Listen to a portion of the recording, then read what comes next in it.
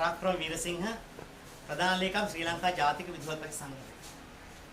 අපි දන්නවා දැන් මේ දවස්වල රටේ අධ්‍යාපනයේ විවිධ කාර්යයන් ඉටුවෙනකොට අධ්‍යාපනයේ අපිට පේන්නේ නිවැරදි දේවල් සිදු වෙනවා කියලා පේන්නේ. අපිට පේන්නේ අධ්‍යාපනයේ නිලධාරී ඉහළ පෙළේ නිලධාරීන් තමන්ට ඕන දේ ඉස්සර වගේම තමන්ට ඕන දේ තමයි කරමින් පවතින. දැන් එහි ප්‍රතිඵලයක් විදියට අපි දන්නවා අධ්‍යාපන පරිපාලන සේවය අලුතින් බඳව ගන්නකොට ක්‍රම තුනක් යටතේ බඳව ගන්න විවෘත විභාගය, සීමිත විභාගය සහ ජ්‍යෙෂ්ඨතාවය සහ කුසලතාවය මත බඳවා ගැනීම. එතකොට විවෘත විභාගයට ඉස්සෙල්ලා තිබ්බා විභාගය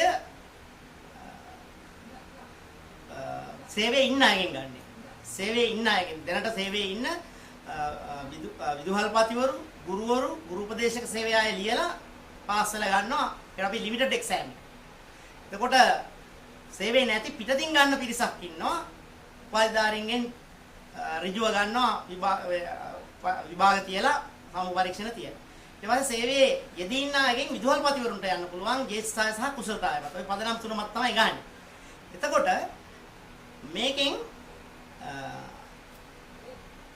මේ සේවයට එනකොට ජ්‍යෙෂ්ඨතාවය සහ විවෘත විභාගයෙන් එන අයට වෙනම දවසක පත්වීම් දුන්නාම ඒ අය මේ ශාස්ත්‍රයේ ජ්‍යෙෂ්ඨය වෙනවා.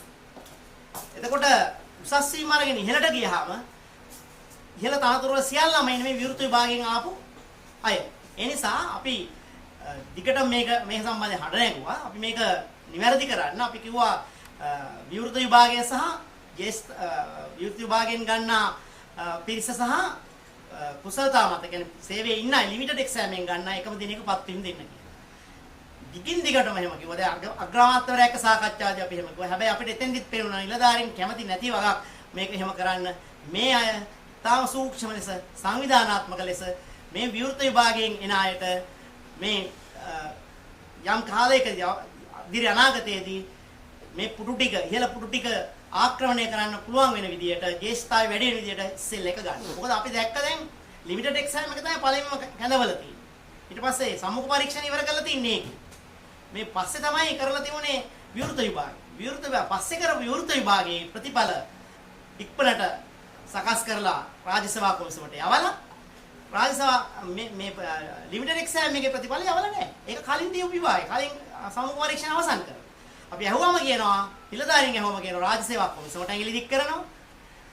දික් කළා ඒගොල්ලෝ බේරෙනවා. හැබැයි අපි කියනවා මේක නිවැරදි කරන්න. මෙහෙම වුණාම ශාස්ත්‍රයේ ඉන්න මිනිස්සුන්ට අසාධාරණයක් වෙන්නේ. ඒ කියන්නේ ශාස්ත්‍රයේ ඉන්න අය මේ ලිමිටඩ් එක්සෑම් එක ලියන අය මේ ශාස්ත්‍රයේ අත්දැකීම් තියෙන මිනිස්සු. එතකොට ඒ අත්දැකීම් තියෙන මිනිස්සුන්ගේ ගුරු සේවයෙන් උකහාගත් අත්දැකීම් ටික දරුවට යන එක තමයි වැළකෙන්නේ. ඒ කියන්නේ ඒ දරුවන් සම්බන්ධ තීරණ ගන්නකොට ඒක යන එක තමයි වැළකෙන්නේ. මේක අසාධාරණටපත් වෙන්නේ කවදා හරි ලංකාවේ අධ්‍යාපනය ලබන දරුවන්. නිසා ඒක ඒ නිසයි මේ කියන්නේ. එතකොට මේ හිතුමතේට කලින් කලින් ආණ්ඩුවල තිබුණේ නිලධාරීන් දේශපාලකය කියන එක තමයි කරේ. දැන් දේශපාලකයා කියන්නේ අපි අහුවම කියන්නේ දේශපාලකයෝ කියන්නේ නෑ. හැබැයි නිලධාරීන්ට ඕන එක තමයි කරන්නේ. ඉතින් මේක නිවැරදි විය යුතුයි. අපි දැක්කම ඔහුගේ දසර බන්ධනාගාරෙත් වෙලා තින්නේ. ඉතින් ඒ නිසා මේ හැම ශාස්ත්‍රයේම නිලධාරීන්ගේ හිතුමතේට ඔවුන් පුරුදු විදිහට වැඩ කරන ආකාරයක් තමයි පෙන්වන්නේ. නිසා මේ අධ්‍යාපන සේවයේ ඉන්න අධ්‍යාපන පරිපාලන සේවය සහ මේ පරිපාලන ශාස්ත්‍රයේ ඉන්න නිලධාරීන් මේ ශාස්ත්‍රයට ගැළපෙන ලෙස වැඩ කළ යුතුයි. අවශ්‍යතාවය අනුව වැඩ කළ යුතුයි.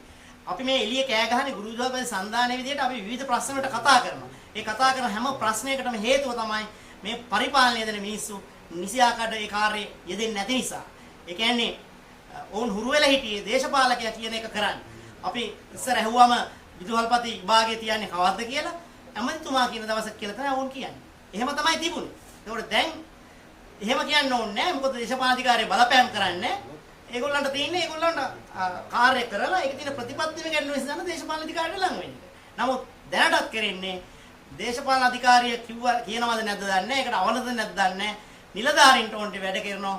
ඒ නිසා අපි කියනවා මේ විභාග මේ ශේෂ දෙකම يعني ජුනි පළවෙනි දාට විවෘත විභාගයේ පත්වීම දෙන්න තීරණය කරලා තියෙනවා. අපි කියනවා විවෘත විභාගය සහ සීමිත විභාගයේ සියලුම දෙනාට එකම දිනයක පත්වීම දෙන්න.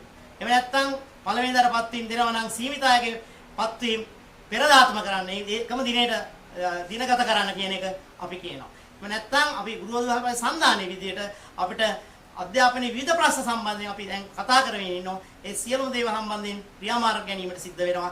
ඒ නිසා ඒක නිවැරදි කරන්න කියන එක අපි ඉල්ලනවා නිලධාරීන්ගෙන් සහ දේශපාලන අධිකාරීන්.